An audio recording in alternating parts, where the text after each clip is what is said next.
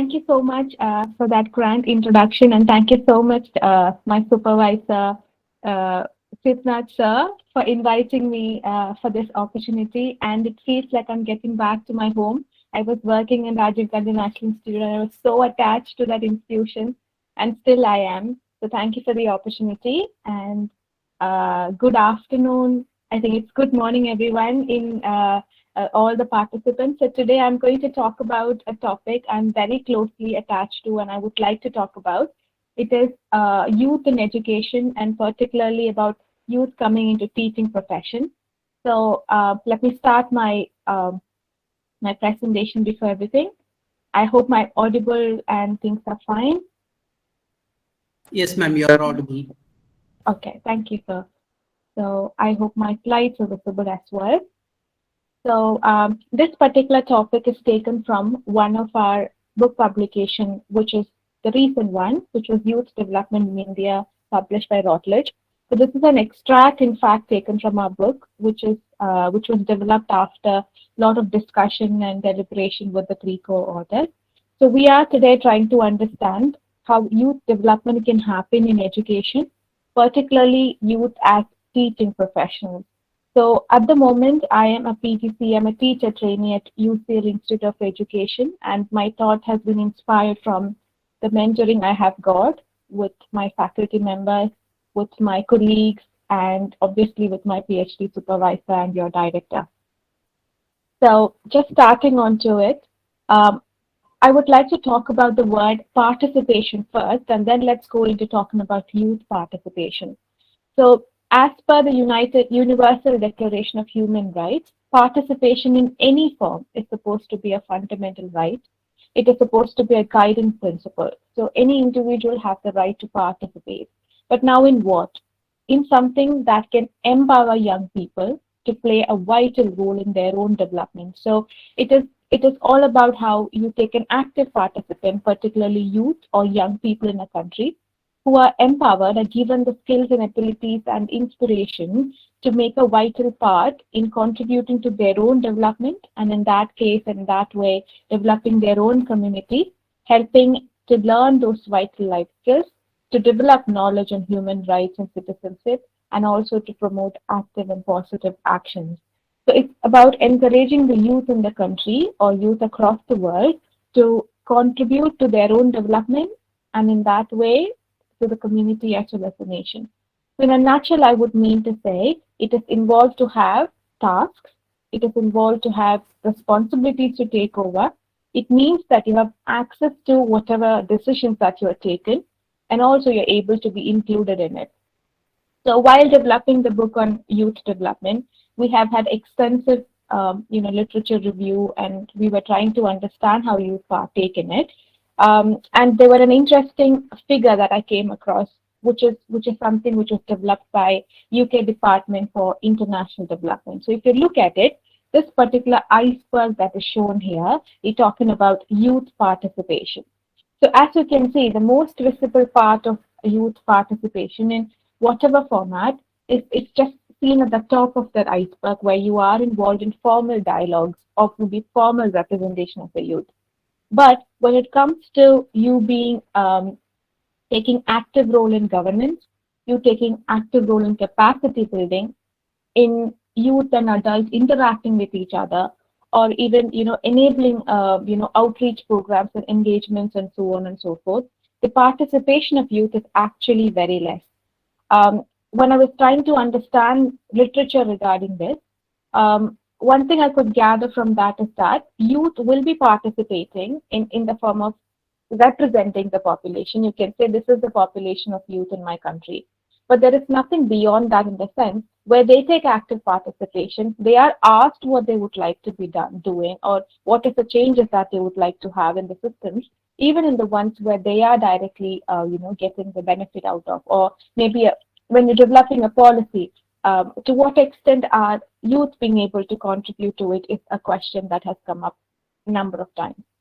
So a literature says, which is something based on India, which was a recent literature says, the greatest obstacle to youth participation is inadequate education and training.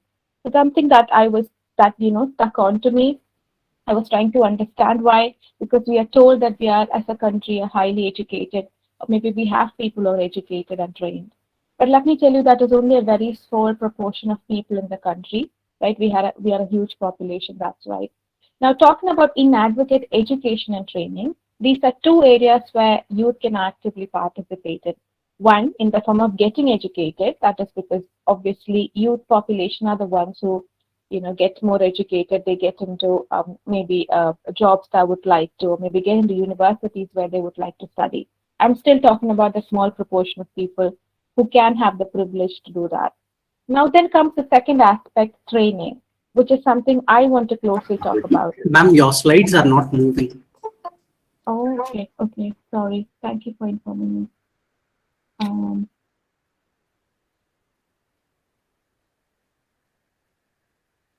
um, what about this now? Yes, Are you ma'am. able to? Yeah, thank you. So the second aspect is the greatest obstacle to youth participation that is told here is lack of training. So what about training is something I'd like to talk about at the moment. Whatever be the career path that you would like to take up, how much training are we getting in it? How much equipped are we in order to be confident to go ahead and perform a task? Which is very true, because I was practicing as a teacher in India, and I was thinking of considering of you know getting into that profession because it was something I was looking forward to pursue in my career. So, to what extent are we getting trained is a fundamental question that a fundamental barrier to youth participation. So, this is when the idea of youth in teaching comes into picture. So, it is a profession, it is a professional course, and more youth has to be attracted to be coming into this job. This is when I got this particular quote, which I took from the Sixth Education International World Congress in 2011. They say that teaching is a profession that lies at the heart of both learning of children and young people, which is very true, which is so nice to hear, right? It lies in the heart of learning. It also lies in the heart of social, cultural, and economic development of the country. So you can't just see teaching as something where you teach the youngsters and that's it, but it is also about developing that young people to development of a country, not just in one aspect, but in all the aspects as you can see out there. So it is a very crucial idea, or it is a very crucial task of transmitting and implanting all those social values a country or a nation or an individual would like to have, like democracy, equality, tolerance, cultural understanding, and respect. These are psychological attributes that are very relevant at the moment. We need to have equality, or we need to have tolerance and cultural understanding. After all, we are all living in a global world now. So how are we able to transfer these various kinds of qualities, psychological attributes to our young, or our developing nation? It is definitely to teaching, and definitely to teaching young aspiring minds and bodies in the country.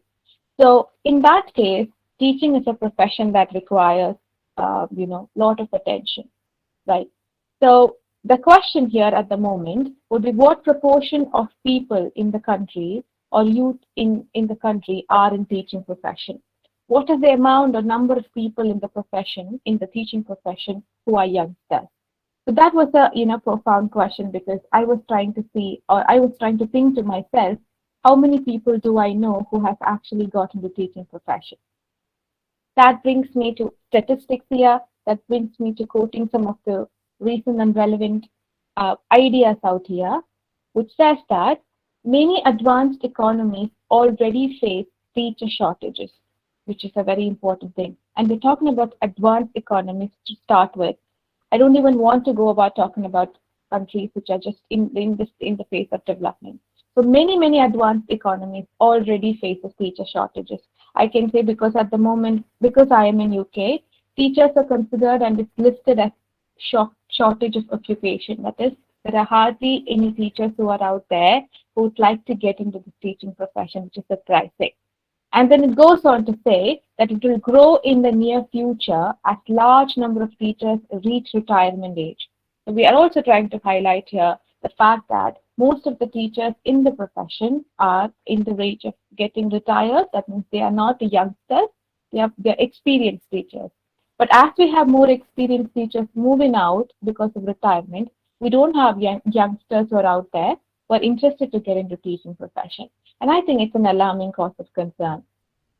Even where general teacher supplies and demands are in balance, many countries face shortage of specialist teachers and shortages in schools and colleges serving disadvantaged or isolated communities. So that is another matter of concern. Maybe there is a good supply of teachers in countries where they are able to handle it. But then what about countries where, what about communities where you need to serve disadvantaged and isolated people, children who would like to study but do not have the opportunity to? That is again another cause of concern because education can make a lot of difference in the life of people, particularly the ones who are disadvantaged, who need support and care. And that brings us to the UNESCO status of 2016.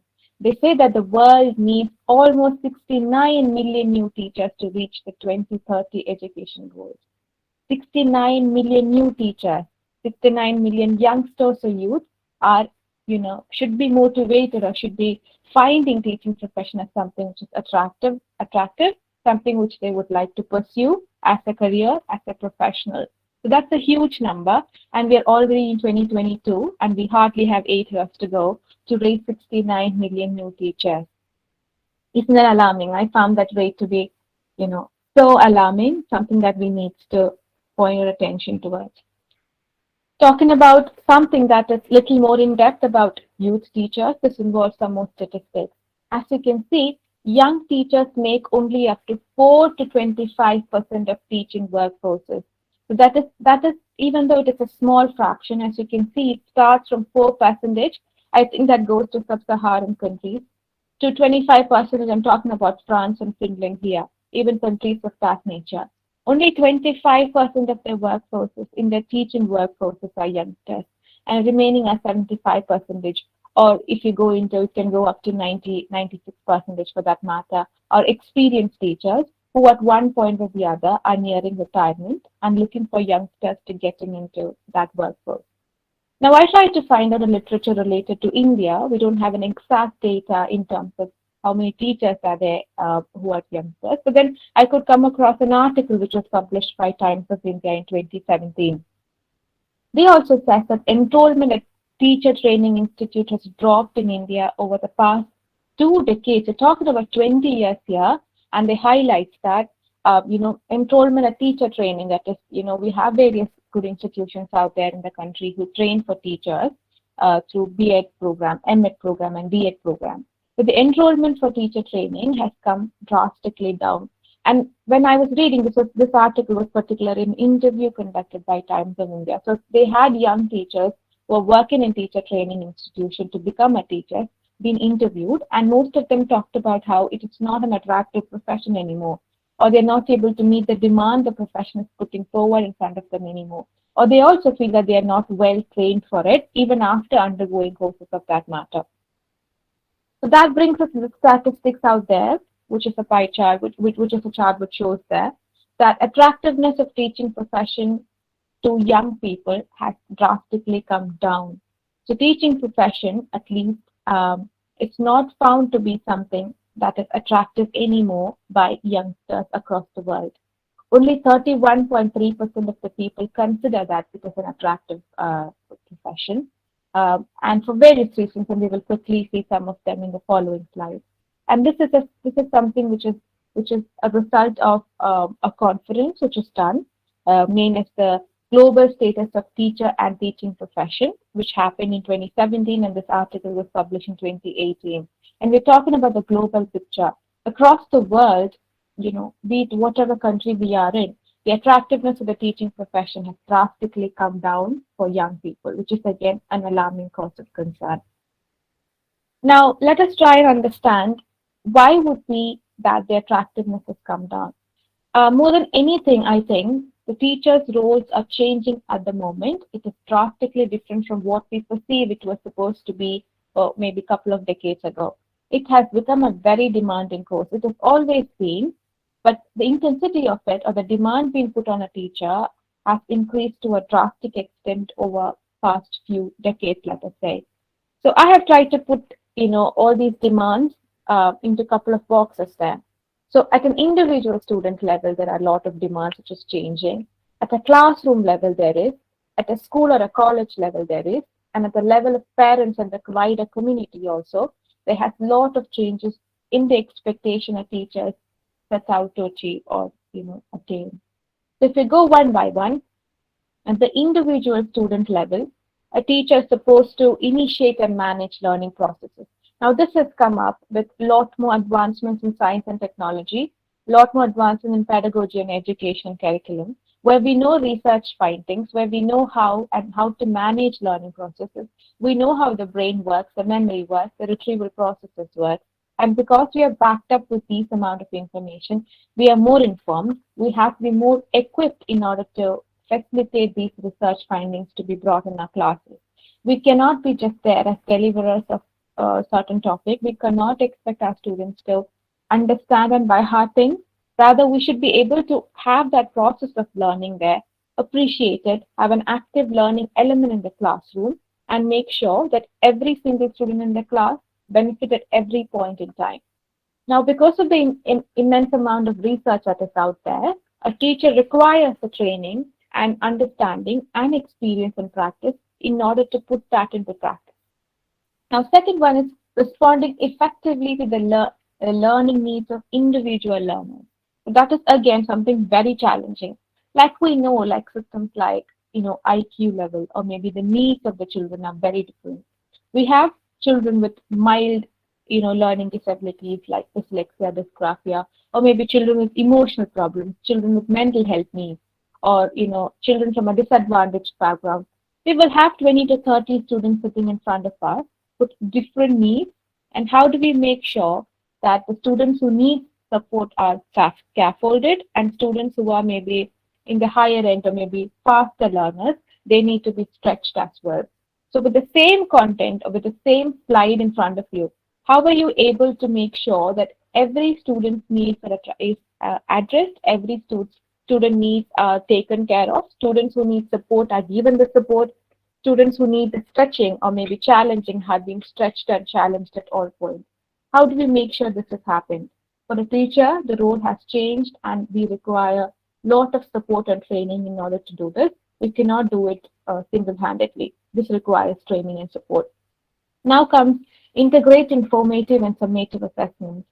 Formative assessments should be something like an end of year exam or maybe an end of semester exam, which is something which we find as a byproduct of whatever we taught in the lesson. Now there have to be summative assessments as well, like small question and answer sessions, or maybe a match-up activity that we would like to present in front of the class while we take them. We need to draw inferences from the student responses from both formative and summative assessment, and that is a lot of data. And today we are in a time where data is very important. We need to be able to draw informed decisions from the data that we get from the classroom. Now we have so many students in so many different classes and so many various kinds of assessment that we do. And teachers definitely require training and support to make informed decisions from this data about the performance of the student. Maybe make intervention strategies which is tailor-made to the requirement of each of the students. So now that itself is so demanding for the teacher at a student level. Now, from an individual student, if you go to a classroom level, now if you're teaching in a multicultural classroom, we're not talking about like, say, there are people from across the world, but culture can also be like you can have people from different part of the country coming in. Like when I was at the Rajiv Gandhi National Institute, I had students from different backgrounds with different interests and cultural practices in my classroom. How do I address those multicultural students in my classroom? How do I make sure that my lessons are relevant to all of them? How do I make sure that they're able to apply these knowledges in their own cultural setting and understanding? Well, that also requires research support. That also requires a teacher to be trained advocaately to make use of this variety in the classroom, to make sure of the diversity is not spoiled, but rather used as a means to develop inclusivity in the classroom. Now, there is a new cross-cultural emphasis that is there in our country. We no longer want to be, in the boundary of one particular subject. Rather, we would like to have, more subjects coming in together, which is reflected in our new education policy as well. So now, when more cross-cultural emphasis has been put into picture, which is a really good affair, that we need to be able to talk across different subjects, which is good. But now the demand on the teacher has increased further, probably because the teacher specialized only in one or two subjects. But you are now allowed to, or maybe encouraged to, bring elements of art or literature into a psychology classroom, maths or science into a social sciences lesson, which is great. But that requires the teacher to stretch further. Teachers' understanding and role have changed, and we need a lot of training, if I repeat again. And then integrating students with special needs. What if I have a student who's not diagnosed with dyslexia in my class but still struggling? What if I have a student who has a slight emotional need or a mental health support that is required? How do I make sure that I'm able to do that for each of my students in my lesson and everyone are able to gain out of it? That's important. Now, if you move on from an individual and a classroom level to a school level, now working and planning in teams, where we have members of different, specializations, different interests, different strengths, have to work together in order to produce outcome as an institution or as a educational institution point of view. We need to evaluate and systematically improve planning. So that makes a teacher, let's say an architect, that makes a teacher a policy maker, a thinker, because you need to be systematically improving all those things that you're providing as an institution. We should be trying to add towards the ethos of the institution, the values and culture the institution is trying to inculcate. Again, the teacher has to work together. It is outside the role of a teacher in a general classroom setting, but within the scope of a teacher developing as, let us say, a thinker or a think tank of what that particular institution is trying to provide. Now, coming to ICT use in teaching and administration, increasingly gaining emphasis over the period of time. We should be able to make use of computer-based, information technology-based, activities in our own lessons. Yes, we do have ICT facilitated classrooms, but to what extent are we able to make use of it? Are we still continuing to be using lecture type of teaching, or are we trying to use more advanced methods like interactive whiteboards, or maybe making use of videos in classes, or things like that, where ICT is being actively used, because our youth is going to go out soon after that from your lessons, and they have to work in an environment where computer related or information technology related aspects are going to be a lot more, and they need to be comfortable with it, and a teacher has to make sure that it looks so effortless in front of them, again, which is another taxing job. Now, managing and shared leadership. There are a lot of opportunities in teaching to be in leadership position, which is true. Now, that is again a teacher acting as a leader, leading a department or leading a particular year group, or maybe you have various roles that you can do as a teacher too in a leadership position, which is again outside the role of a classroom teacher, but within the scope of how a teacher can be a leader. Now, coming to the last one I would like to talk about is at the level of parents and wider community. So, obviously teaching is a job where you have the students, you have your institution, but you're also held responsible to and accountable for the needs and demands of the wider community that is out there, which involves parents. So you have to provide, or you have to be in a position to be able to provide professional advices to your parents. It's not just about the courses that your students are going to take after they're done with your course, but it also involves how parenting has to be done, how adolescents at the moment are, what are the emotional needs of the students, how parenting can be more effective. So the professional advice a teacher can give to a parent has immense scope, and that means the teacher has to be, well read, to be aware and professionally trained in order to make sure that the advices that you're giving to the parents or the wider community is actually research based.